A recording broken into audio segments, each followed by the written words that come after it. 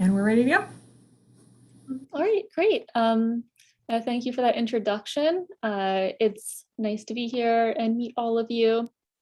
As Heather said, I'm just going to be talking to you today about fellowship and grant writing strategies,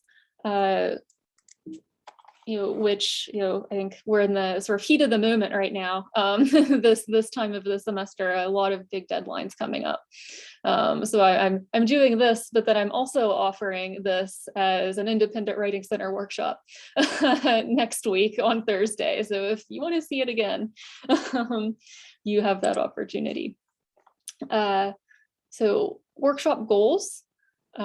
First, we're going to kind of cover the basics, sort of learn some of the vocabulary that's sort of surrounding, grant and fellowship applications, because there's a lot and it can be confusing if you haven't applied to one before, and how to go about finding funds that work for you and your project. We're going to cover the various application components and look at sort of what they entail and how they fit together to create a cohesive application. And then finally, we'll just give some final thoughts, and I'll share just a few resources for you before we move on to Q&A. First, just so I know my audience a little bit, how many of you have applied to a grant or fellowship before? And feel free to just raise your hand or give a thumbs up. Okay, see, some people have. Doesn't look like the majority though. Okay, yeah, good. So we have a good mix here. And I really think even if you have applied to one before, hopefully this will have some interesting tips that you can apply in your next application. So first, some of the vocab I mentioned. Pre-dissertation, you can sort of get funds and look for funds to help you at different points in your graduate career. So pre-dissertation would refer to those who have not advanced to candidacy yet. So this is meant to fund those beginning stages of your research and your program. A lot of times, helping fund the preliminary research, you need to qualify or to begin writing your dissertation. And this can be for like a very, very specific time. It was maybe the year before your dissertation, you start working on your dissertation, you advance to candidacy, or sometimes it can extend through the dissertation. It just depends on what you've applied for. Dissertation completion. So usually here, you are expected to be writing your dissertation and finish that thing by the time your funding is over, your term is over. And they want to make sure that you can do that.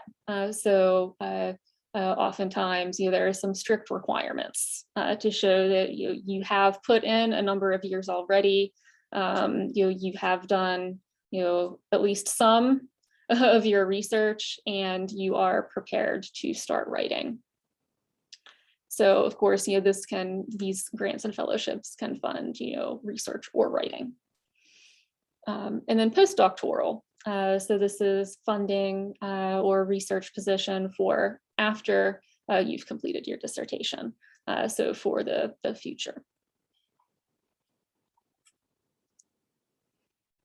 Now, where does this funding come from? A lot of different places. So we have foundation grants. So these can be private or public. One thing that kind of unites them is that they usually have a very, very specific mission or goal, and a specific applicant that they're looking to support. So private foundations, this is usually money that's from a family, maybe a corporation, an individual that's maybe left a pot of money to support scholars. And then public foundations, those can be community or donor based.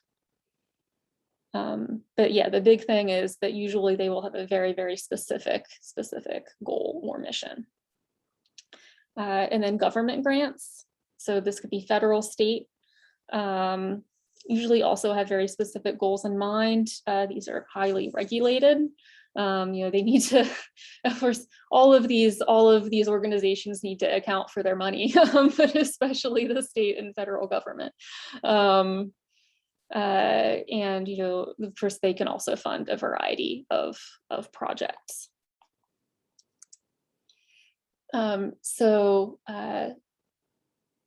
These again can cover certain blocks of time in your education. A lot of people, when they think of the fellowship or a grant, they think of something that covers like the entire entirety of their research or their doctoral study. But there are also a lot of short-term research fellowships and grants. So for instance, if you do archival research, archives will also often fund people, fund scholars to come and use their resources and finish projects using their resources. I've known a lot of people in history departments, a lot of history PhD students, for instance. It's like every university break or holiday, they're running off to some archive like in Utah to do research, archival research. And then also travel fund fellowships. So this can be from a specific institution, like your university. Departments often have travel fund support when travel is a thing. I think it might be coming back. I don't know, maybe. And then also conferences often provide some support for scholars to come and attend conferences in person or online. For instance, my background is in teaching English to speakers of other languages, and the International TESOL Association has funding for new professionals and students to support them coming and attending the conference in exchange for service, assistance during the conference, assistance running the conference. So you can also look into things like that. So as soon as possible, begin looking for these funding opportunities that fit your purposes. Like I've already said, a lot of them have very specific missions and goals in mind, and specific people, populations, backgrounds they're looking to support. And so look for ones that sort of fit you and your project. Also think about whether your project can be broken down into component parts. Again, you can sort of cobble together various funding opportunities to create sort of more holistic support rather than just banking on getting one of those sort of longer term fellowships or grants. So yeah, look at your project, can it be broken down? Different stages of research, for instance. Also, can it be broken down into like smaller timelines? As I just mentioned, it's okay to use different funding sources for one project, to break it up into smaller pieces. Definitely and explain how sort of each of those pieces fits the mission of the funding agency. Maybe using that archive and your dissertation will help put a spotlight on something that archive wants to. So just really thinking how can you be creative and sort of fit the pieces of the puzzle together. But do avoid changing your project or creating a bunch of new ones just to fit calls for proposal. If it doesn't work, it doesn't work. don't overwhelm yourself by coming up with things just to fit a certain call, or you'll waste time sort of manipulating your project in a way it shouldn't be manipulated, because that's probably going to result in a not very persuasive application. So some UCR specific opportunities. We have thesis and dissertation grants, humanities graduate student grant, dissertation year program, various options. And I have a link here. I've shared the PowerPoint with Heather, so you can also access these links later. UCwide opportunities, so system-wide opportunities. Again, sort of a bunch of larger ones and smaller ones. And then beyond UCR, again, just a ton of options. Here's a link from UCLA, sort of compiling some popular opportunities. And then here are some options for School of Education students, which Heather and, oh, I forget her name, someone which Heather and a colleague shared with me to include in this PowerPoint. So you can see some opportunities that are really specific to you, and probably align with the projects that you are working on. Alexis, I'll just jump in real quick. So Kelly, who's our development director, actually found these. She also has experience in working with grants, and she helps raise money for the school and specific programs. So these are fellowship opportunities that she was able to identify that are actually available right now if you're looking for funding opportunities specific to being an education student. So I'll share the PowerPoint once we conclude, but these are links directly to the applications that outline the criteria. And Kelly did a really good job finding these opportunities that are really centered around our students. So if you're looking for funding right now, and again, it's like looking forward, you apply the year in advance. These are some great opportunities that she's gathered for you. So. Yeah, thank you. Yeah, oh, I see Kelly there in the participants. So thank you, Kelly. But yeah, so here there's some sort of more specific to education opportunities. For instance, Ford, is a wonderful opportunity. Okay, so now let's move on to some common components of applications. Some of them are very, very complicated. Like for instance, National Science Foundation. There's a lot that goes into that application.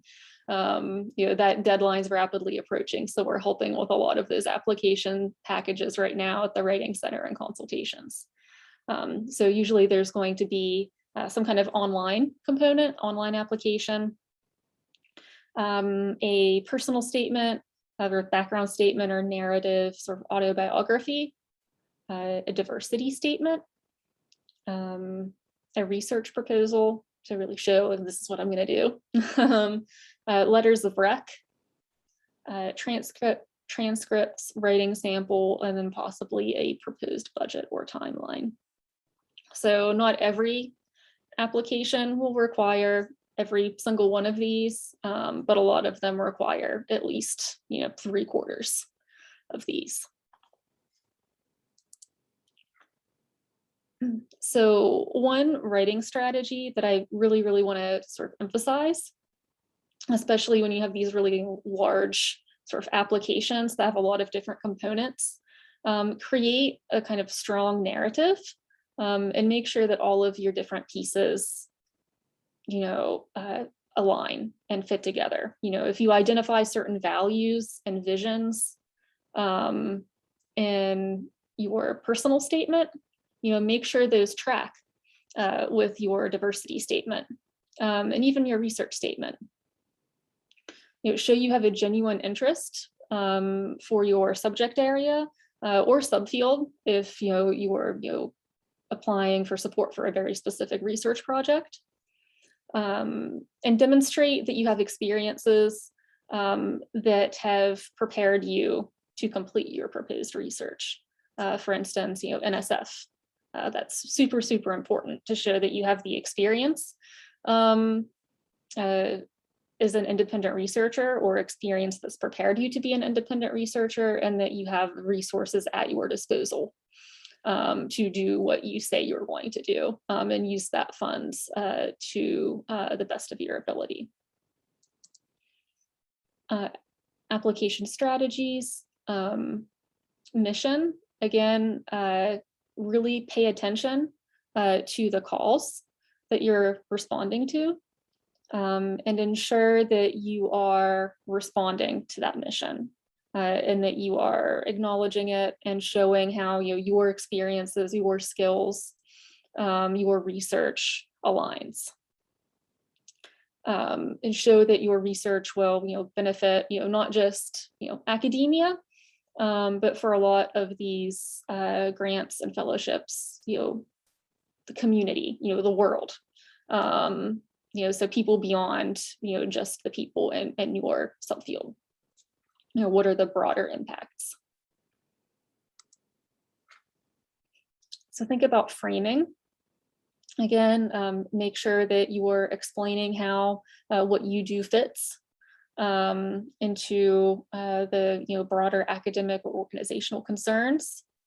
Consider who your audience is going to be, who's going to be on that review panel, and what will they be looking for, and what will they know, and explain your research in accessible terms, in an accessible way that will appeal to a wide audience, and get them sort of excited and engaged in your work.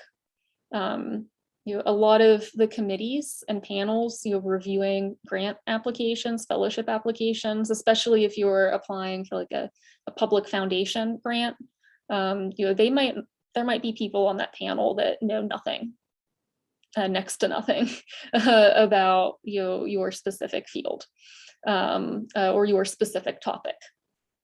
So being really careful not to sort of fall back on or use a ton of technical jargon, and ensuring that your proposal, your application will be accessible to just a wider, educated outside audience. So the trifecta of a great application package, you've created a coherent story about you and your research, you and your project. You can you've shown that your audience, why your research is important, not just in academia but beyond, why it's significant. And you've made it clear that your research speaks to the institution or the foundation's missions and goals.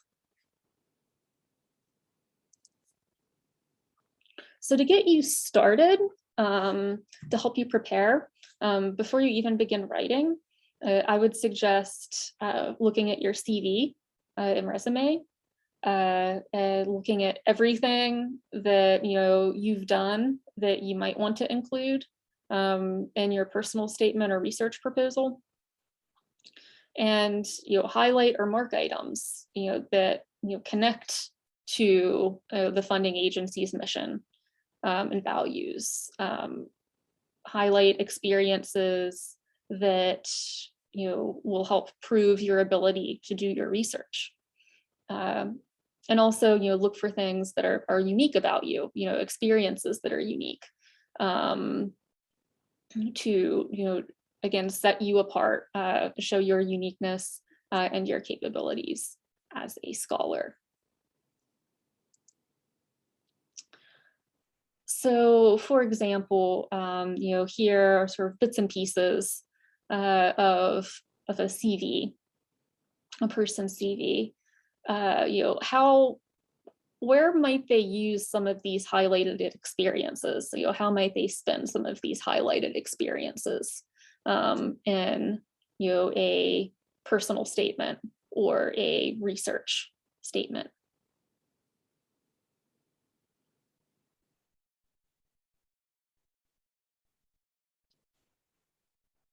What skills and abilities are sort of highlighted here?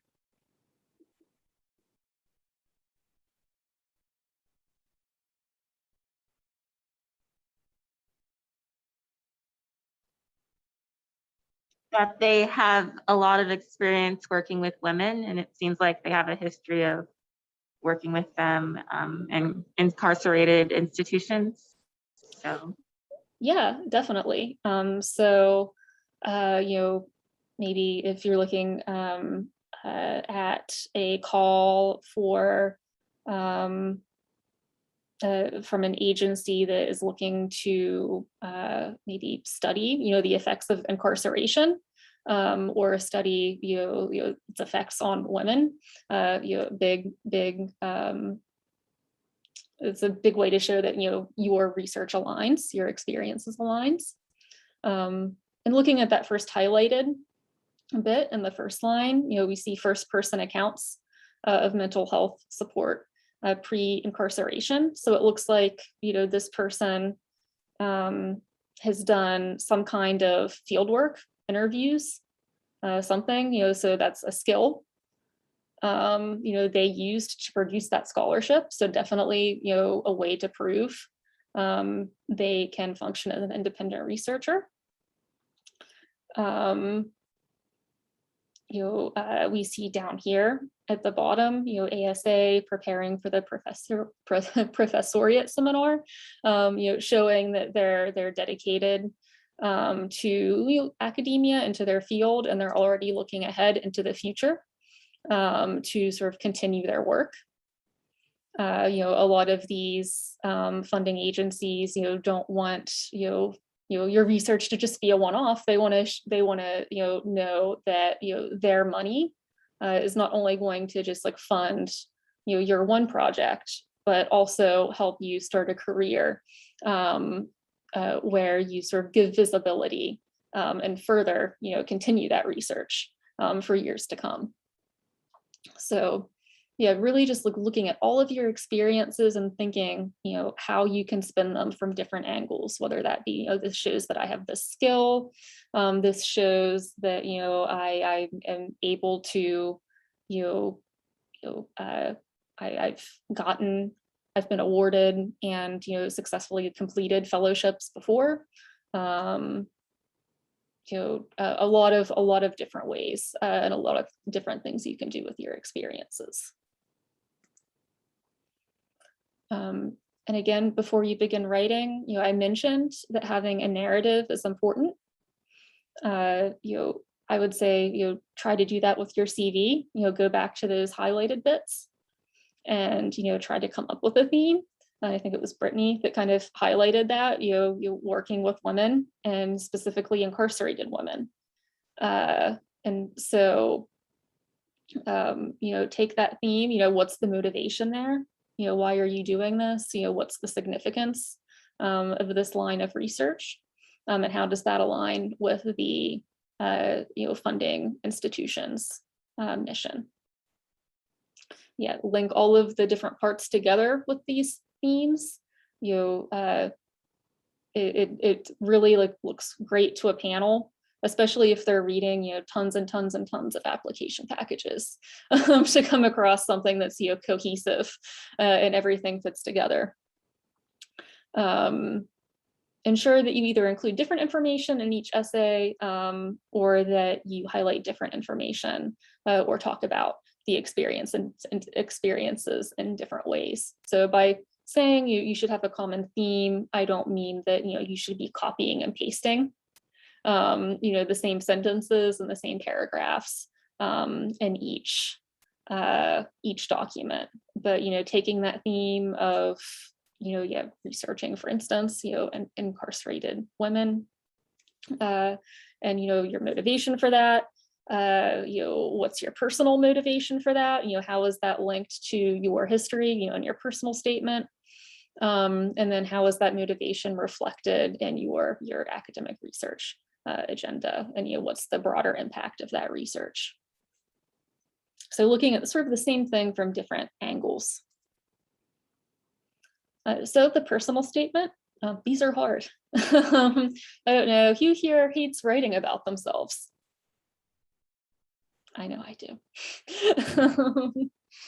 Yeah, it's tough, even just giving a talk and being asked for a bio, it's just like, oh, time to talk about myself. Make sure, first of all, that you're following the guidelines exactly.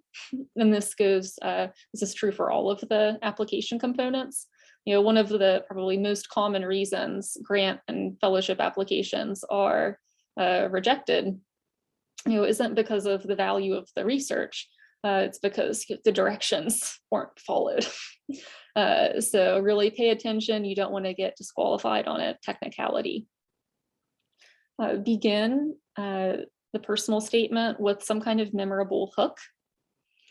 There are a lot of common sort of tropes that people tend to use that can be really effective, like overcoming something, or sort of coming of age, discovering some interest.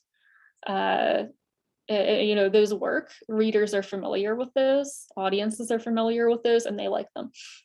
So if you have something like that's applicable, definitely incorporating some kind of anecdote. Don't try too hard. Don't take the experience of stubbing your toe and turning it into like some big thing. It doesn't need to be insanely dramatic. But some kind of hook. Highlight what makes you unique and why you were invested in your research project. And show that you have past experiences that have prepared you for undertaking this research. Again, so this you still need to talk about your research and your project, your field to some degree. Some people lean a little too far into the personal statement, and it turns into a lot of sort of disconnected various anecdotes from their life. So just remember, this needs to be directly linked to your research and should complement your research statement. So just some examples of hooks. As I just mentioned, a popular way to start these is to start with an anecdote, a story, some kind of pivotal moment that sort of put the writer on the course they've taken. And you can see a lot of these are all written in first person. And in some cases, the first one is talking about sort of academic experience, an experiment. We're sort of jumping right into the action of this experiment. The second one, talking about sort of leadership experience they had abroad.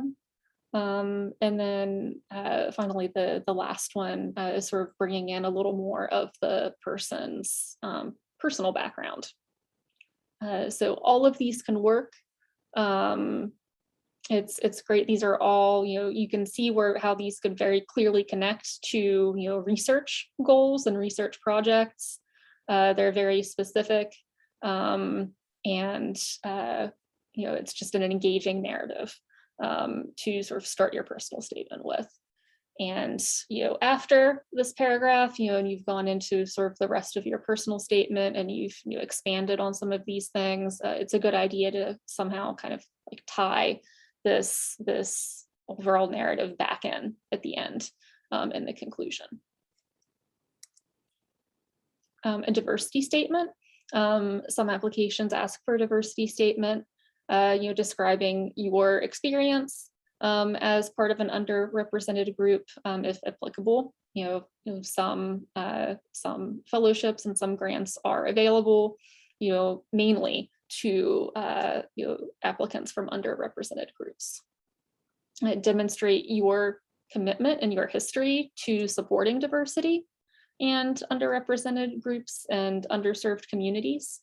And again, this could be through a variety of ways. They can return to your CV, teaching experience, service experience, tutoring, mentoring, sort of tons of different things.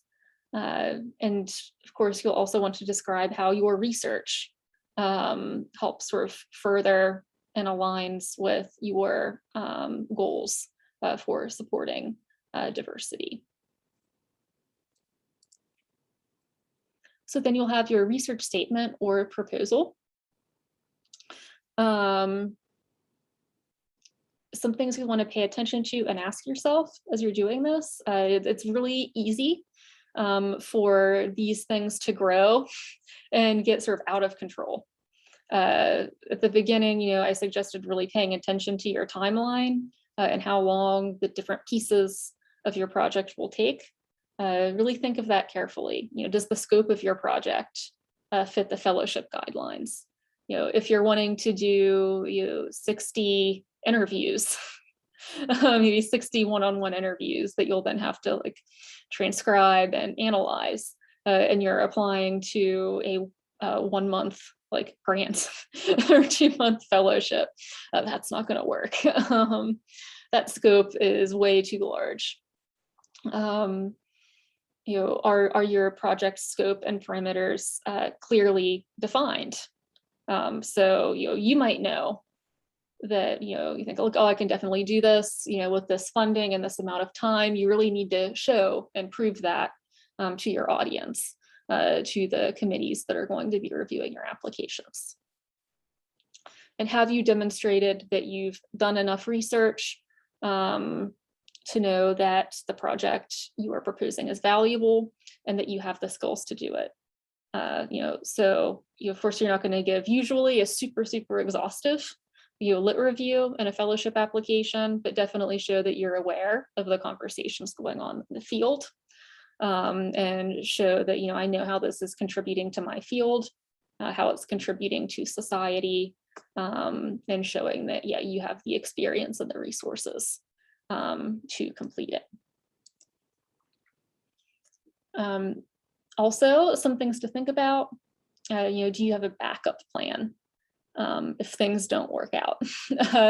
Things happen. I've worked with tons of people that thought they were ready to start writing their dissertation, for instance, but then in their last bit of data analysis ran into a problem and had to do it over, and had a major setback. So really thinking about that, and running that backup plan past your PI and your peers, your advisors, just so that you can get confirmation that it's workable, because they're experienced, they've experienced setbacks before too, and so they know a little more what to expect. Again, your research should still be connecting to the mission of the agency. A lot of people lose sight of that thread. It kind of drops off in the research proposal because they get really invested and caught up in describing, their topic, its background, what their methods are, and kind of lose the plot a little bit, lose their narrative plot a little bit. So make sure that is still in there. And also, again, think of audience, ask yourself, would an educated outside, reader be able to understand what I'm saying? And if not, definitely going in and sort of reworking some of those terms. Alexis, before you move on, Brittany asked a question. Did you say to add a lit review in the application? So, this is going to depend on what you're applying for. Usually you're going to have some citations, you're going to need to define your research gap. I did say, you're usually not going to have a large lit review like you would have in a paper or a journal article. in a research statement. That's usually not what the focus is on. They want to know that you know what's going on and where your research fits in, but be careful not to go overboard there. I would say, cite, the previous literature just enough to showcase why your project is needed. Again, because you might have you might have some non-specialists in the audience, and you're probably going to lose them if you go into like a one-page. You wouldn't even have the space to do that in the page requirements probably, but you're definitely going to lose them if you dig too deep in the specific disciplinary literature. Good question.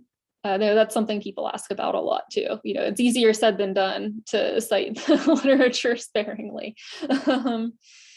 And yeah, again, be realistic about how much you can get done. You want to be a little bit ambitious. You don't really want to like undershoot what you can do.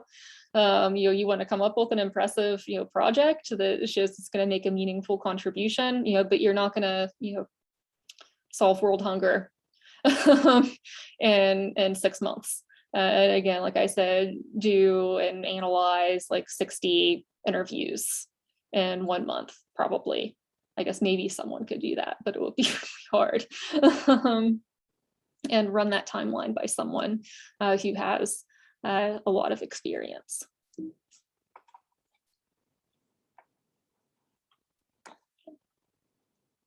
Yeah, and money, of course. Show that you know what you're going to do with the money, and that it's going to be enough to cover what you want to do.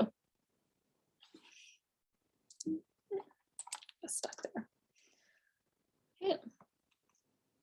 So some just final thoughts. The next few slides are just some final thoughts of things to think about as you're drafting and looking for opportunities. So a lot of fellowship opportunities are restricted to US citizens or permanent residents, but not all. So definitely pay attention to the eligibility requirements so you don't waste your time applying to something that you are not eligible for. For example, UCR dissertation year program funds are definitely open to international students, and Mellon International Dissertation Fellowships for humanities and social science students are open to everyone regardless of citizenship. Do you have a question here? Okay, yeah, someone said in the chat, one thing that's really important to review, request for proposal and make sure that the approach aligns with what is being asked. Yeah, definitely. Read the call, please, carefully. Outlines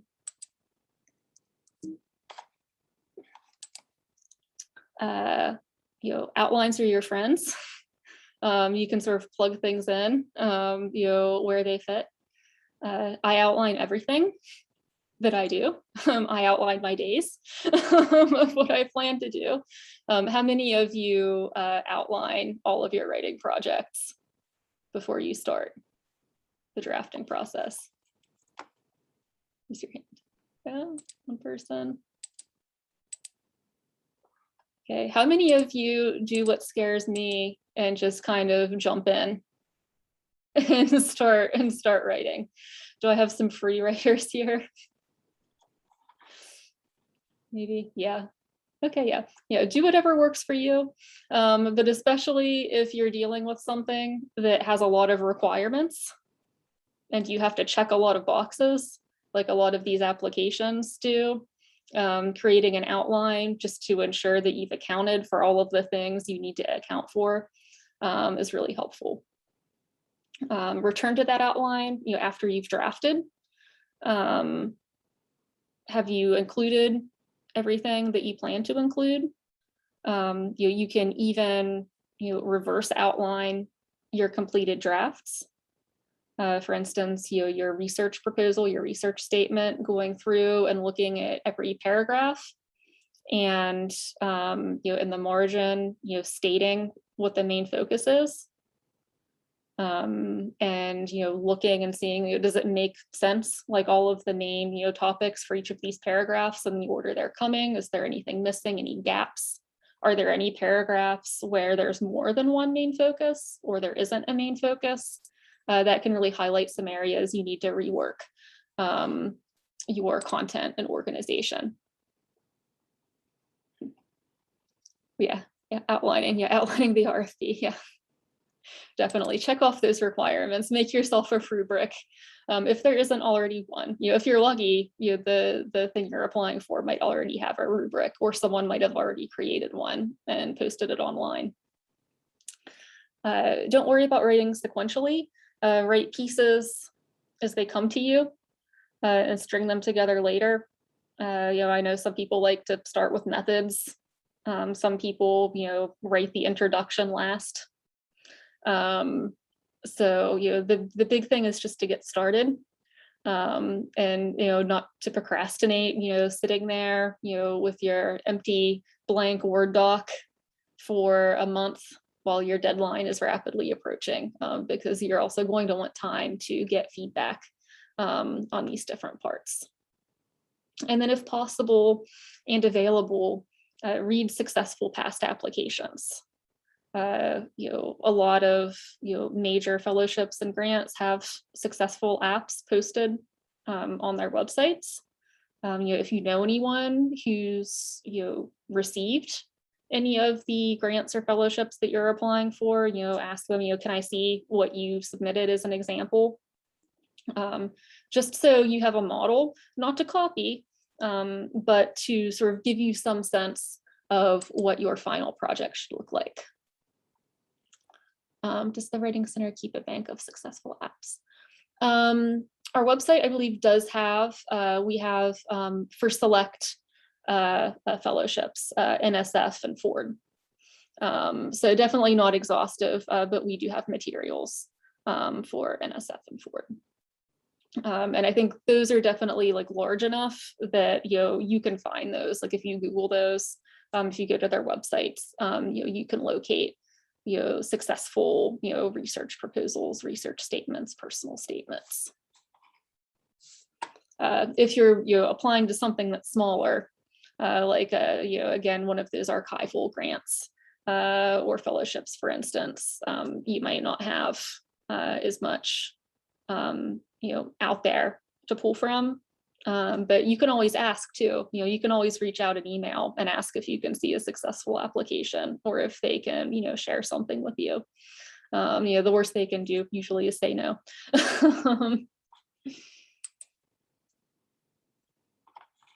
Let's see, I don't think, did I skip one? I'm still getting used to my office computer. I haven't been in here very much. Okay, yeah. And then some additional resources. Ask your dissertation chair, if they have suggestions about where to apply. They know your research. So asking what do you know of anything that you think really fits what I'm doing.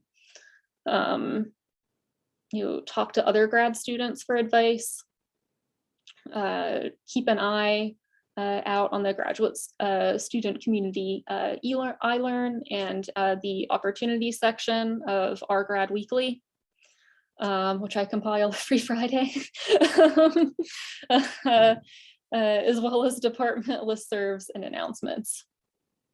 And finally, use the Graduate Writing Center for appointments to help you get started, writing, drafting, and revising your applications.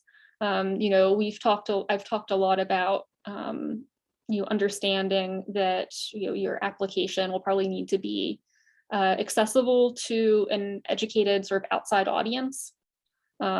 So people that are sort of unfamiliar with your specific topic.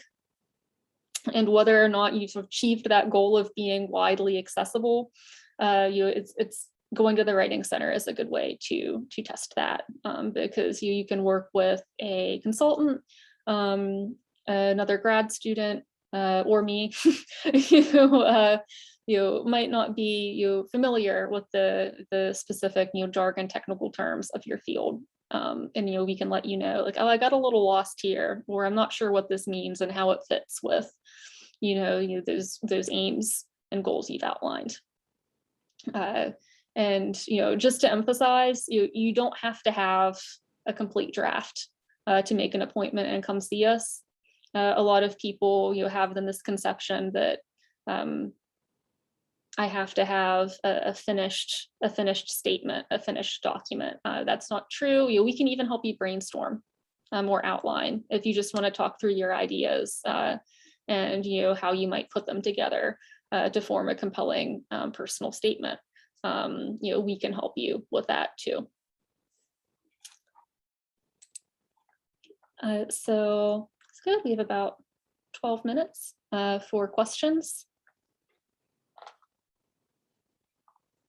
Or if any of you wants to share advice, any tips that I didn't mention, feel free to unmute or share it in the chat.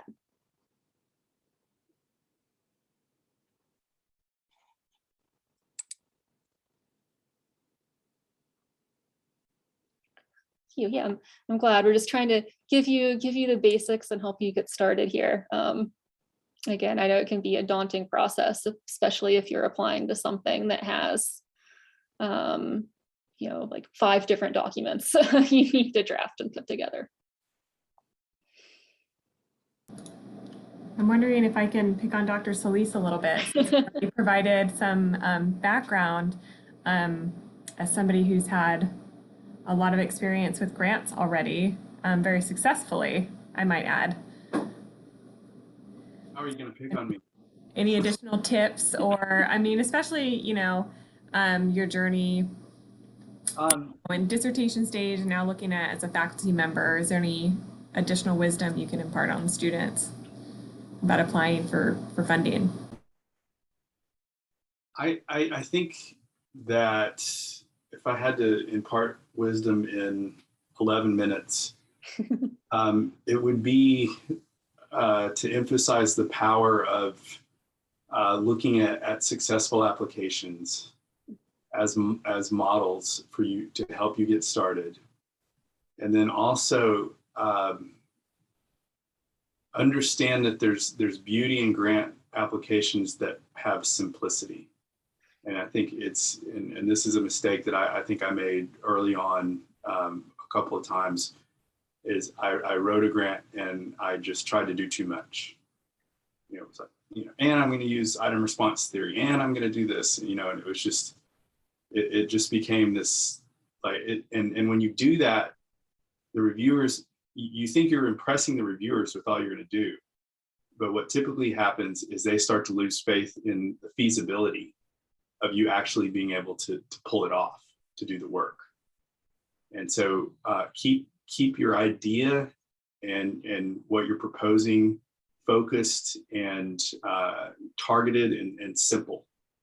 And I think that will go a long way into helping young scholars with success.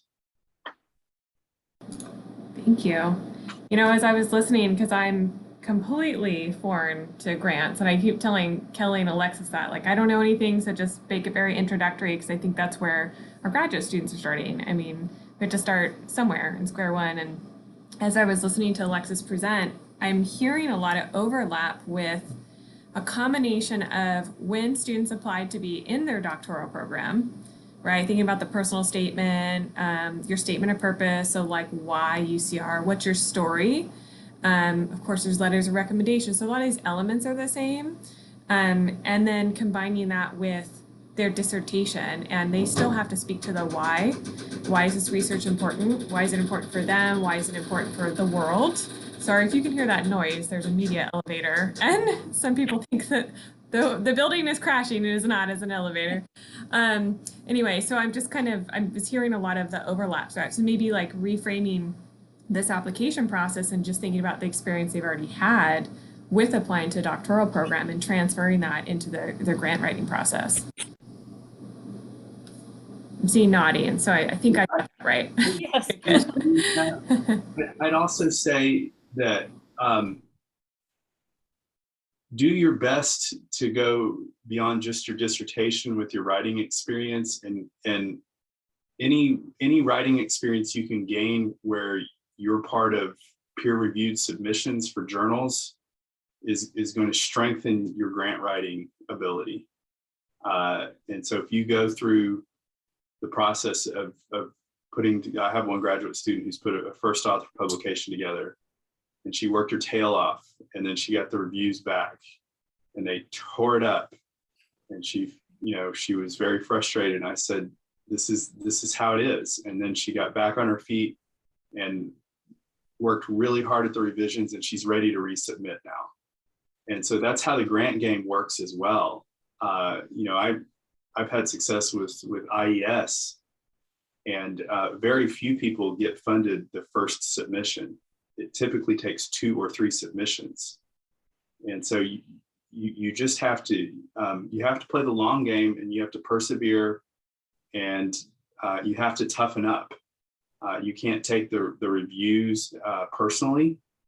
You have to start to think about the reviews and the critiques of your work as being opportunities to improve, not criticisms of your work or who you are. And when you can make that mind shift set different, think about it in that way, it becomes a lot more fun to do the work, right? So I used to get, I get a review and I get really anxious, and then, grabbing my head. And now I can't wait to get the reviews, because I see it like, what are they going to tell me that's going to allow me to make this better, right? And so it's a fishing expedition. It's not big game hunting, right? And so you just got to keep working at it, and it's hard. It's a grind, but the payoff is tremendous if you stick with it. I'm wondering if you can share how many applications, you said 2 or 3 times, but I mean, thinking back in your earlier career too, how many applications would you say you submitted for funding? And then how many did you get back? I mean, I'm sure if you continue to refine, it's getting, I hope, it sounds like maybe it's getting easier and easier the more experience you have, but at the beginning, I mean, what's the return? Is it like 1 in 10? I mean, if you're taking that feedback and picking yourself up and resubmitting, I mean, what is a good expectations that students can have at this point while they're still in their PhD program? I mean, I'd also say, and this was emphasized, I really appreciate this was emphasized in the talk. If what you're proposing is completely in left field from your experience, that's going to be a red flag to the reviewers as well. And so your work you need to be able to show that your interest in the work that you've done flows right into what you're proposing, and that it aligns that way. I'm not a good example of that, because I applied for an IES grant my 3rd year of my doctoral program. And my advisor told me that no one had ever done that before. And then about 6 weeks later, when I could barely keep my head up in a meeting, she said, I didn't do this to you. You did this. And that grant didn't get funded the first time, but that's actually the grant that I brought to UCR. So that project took 3 years before it was funded. And over that course of time, my vita and my track record with publications improved drastically. And so instead of me just talking about the work, there was a track record of already, a start with the work. But I think really being targeted, I see colleagues that they have 15 grant applications, and I'm always concerned about that, because I know how much time they take to put together. And so I think quality over quantity is a way to go with this, because it's to me, I mean, obviously I've never given birth to anything, but it feels that way every time I write one. Like, I feel like this is so painful, this is taking so long, and I don't know if I'm going to be able to do it, but I stick with it and I always pull it off. So Thank you. Kelly, I know you have a lot of really great experience. Is there anything you would like to add? Yeah, so one thing to keep in mind is that after you've given birth and written your proposal, then there's a whole other world at UCR where we have to receive institutional approvals to submit. So like when Dr. Solis writes his grant proposal, he can't just go and submit it to the funder. Since the grant is really made to the university on his behalf, and it would be made to the university on any of the students' behalf, the university also has to say, yes, we agree, we know that you're submitting this, make sure your budget makes sense, all of those things. So when you see a deadline, think about it really 2 weeks earlier is when you need to have your final version ready. And then that's when your advisor will help you submit it to the appropriate people to get your institutional approvals. So another little barrier to submitting, but it's an important part of the process as well.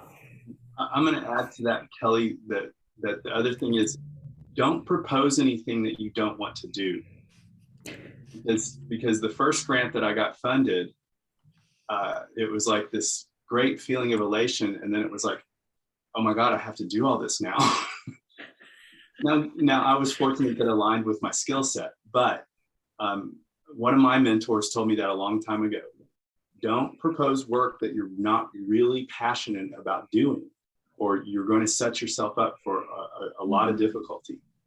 And so I think that's important to think about too. And that's part of the approvals process, is that they make the grant to the university. If you don't end up doing the work you proposed, the funder could take the money back. So if you've already spent it, we're going to be in a world of hurt. So definitely make sure you're applying for something that you really want to do, and then get those institutional approvals so that everything is all set once you get your approval. Thank you. And just one last question. I just saw Brittany's in the chat. Do you have recommendations about gathering letters or rec if you are new? I would say, it depends on what you're applying for, what grant you're applying for, opportunity you're applying for. Definitely, I'm assuming you wouldn't be applying for anything like your very first few weeks, in your program. But just really making an effort to make connections, through academics, with your advisor, with your PI, through service and mentorship, getting involved in organizations, again, so that you're able to later show you have this experience and that you're a well-rounded candidate if you want to apply to maybe grants or fellowships that are looking for some element of leadership, evidence of leadership ability and experience and interest. Just really starting out and getting involved, and as much as you can, and getting as varied of experience as you can.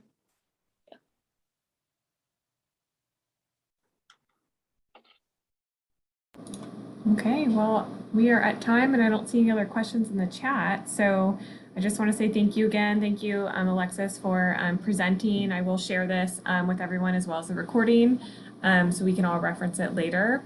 And thank you, Kelly, for putting together a list of fellowships specific to education students. And of course, Dr. Solis for sharing your experiences. All right, I hope you all have a wonderful quarter. Bye, everyone.